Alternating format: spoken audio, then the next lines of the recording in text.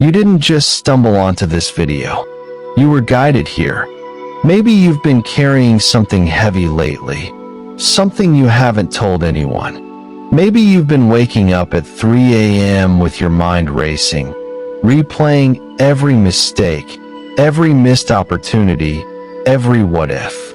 Maybe you've been smiling on the outside while quietly falling apart on the inside. If any of that sounds familiar, this message is for you. Because what you're about to hear isn't just information. It's a reminder that something greater than coincidence brought you to this exact moment. And sometimes that's exactly what we need. Not another productivity hack, not another motivational speech, just a reminder that we are not alone. There's a verse in the Bible, Jeremiah 29 verse 11, that has carried millions of people through their darkest seasons.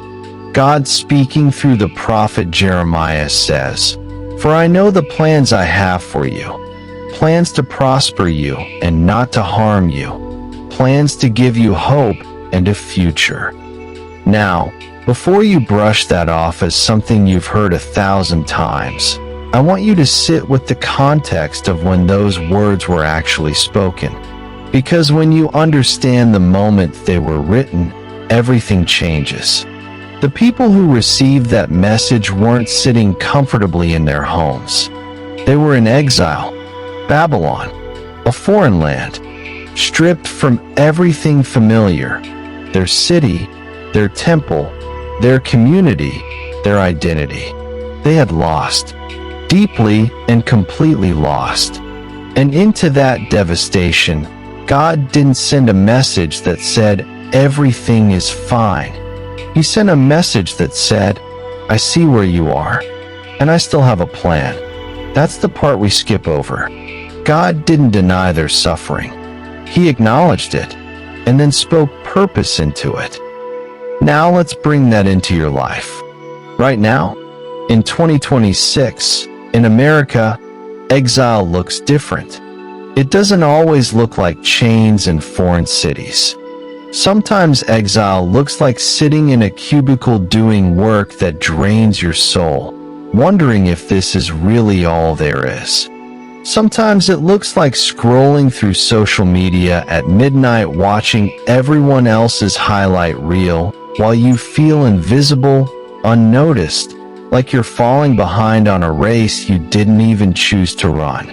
Sometimes exile looks like a relationship that ended and left a silence in your life so loud it's deafening, or a friendship that slowly faded, or a parent you lost, or a dream you buried because life got in the way and the bills didn't stop coming, and somewhere along the line, surviving replaced living.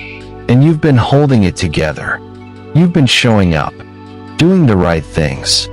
But inside, quietly, you've been asking, is this it? Does any of this matter? Does anyone even see me? God sees you. And I know that might sound like a bumper sticker. I know it might feel hollow if you've been praying and waiting and nothing seems to be shifting. But stay with me here, because there's something about this verse, this moment in history, this message that was delivered to broken people in a broken season, that carries something most of us desperately need to hear. After God speaks that promise in Jeremiah 29 verse 11, he says something in verse 13 that we rarely quote. He says, "You will seek me and find me when you seek me with all your heart." That word all is doing a lot of work there. Not casually, not in between scrolling, not when it's convenient. With all your heart. There's something happening in the modern world that's making that harder than ever. We are the most distracted generation in human history. Our attention is being sold to the highest bidder every single day. Notifications, algorithm, dopamine loops designed by billion-dollar companies to keep us just engaged enough to not be present, to not be still, to never be quiet long enough to hear anything beyond the noise. And the tragedy is, the very thing most of us are searching for, peace, purpose, clarity, a sense that our life matters.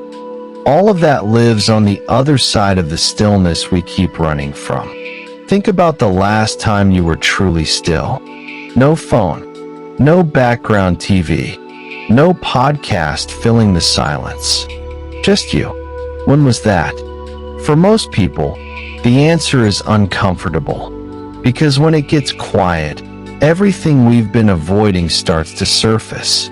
The grief we haven't processed, the decision we've been putting off, the apology we know we owe, the dream we're afraid is already too late. But here's what I need you to understand. The discomfort you feel in the quiet isn't a sign that something is wrong with you. It's a sign that something in you is alive and waiting to be heard. The Bible says in Psalm 46 verse 10, "Be still and know that I am God." That word still in Hebrew, Rapha, it literally means to let go, to release, to stop striving. It's not passive. It's one of the most active, courageous things a human being can do. To stop forcing, stop controlling, stop white-knuckling their life, and to trust. And I know what some of you are thinking right now, but you don't know what I'm dealing with. You don't know how long I've been waiting. You don't know how many times I've trusted and still ended up hurt. And you're right. I don't know your full story, but I know this. The fact that you're still here, still watching, still searching, still open enough to listen, that is not weakness. That is extraordinary resilience. You have survived every hard day of your life so far. Every single one. That's a 100% survival rate.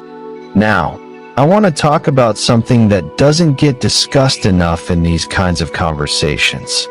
Because faith is easy to talk about in the abstract. But what does it actually look like on a Tuesday morning when your anxiety is through the roof? When the rent is due and your account is short? When you just had another fight with someone you love? When you feel stuck again in the same patterns, the same loops, the same version of yourself you keep trying to outrun?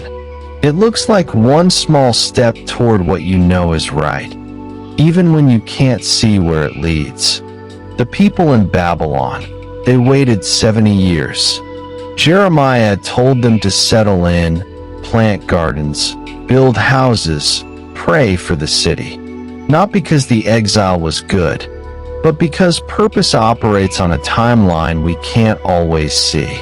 And while they waited, they were supposed to keep living, keep building, keep investing in the place they were in, not the place they wish they were. That hits different when you're stuck somewhere you didn't choose to be. Maybe you're in a city you don't love, in a job that doesn't fit, in a season that feels like a waiting room.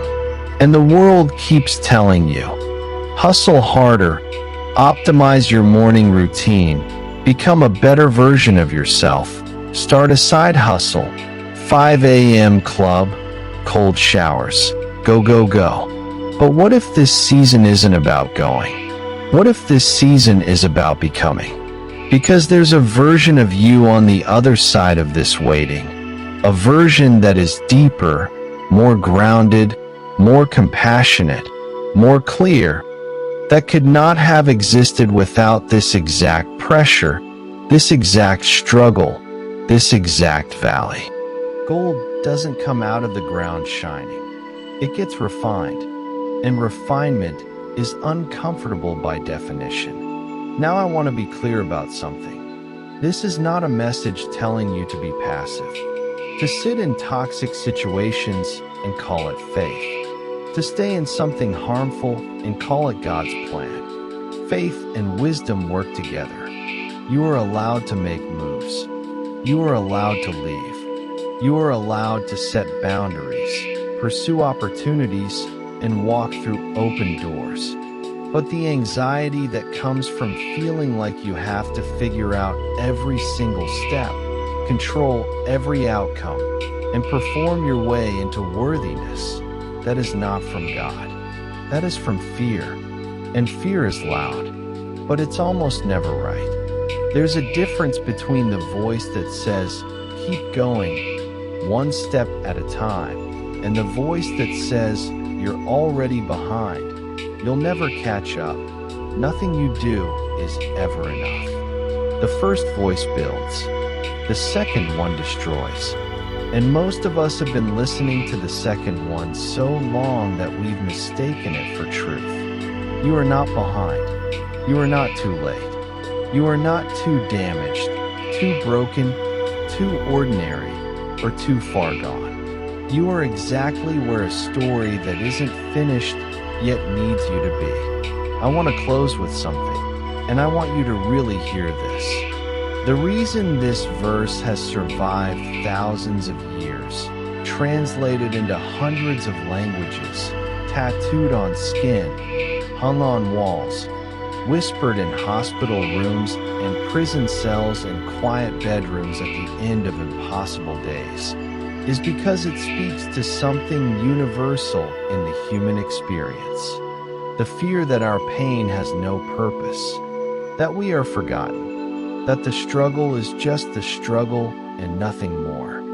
And again, across history, across cultures, across centuries, people have found that when they stopped running from the quiet, when they stopped performing and pretending and pushing, something shifted. Not always the circumstances. Sometimes the circumstances stayed hard for a long time, but something inside shifted. A peace that, as Paul writes in Philippians 4 verse 7, surpasses all understanding. A calm that doesn't make logical sense given what's happening around you, but it's real, and it holds.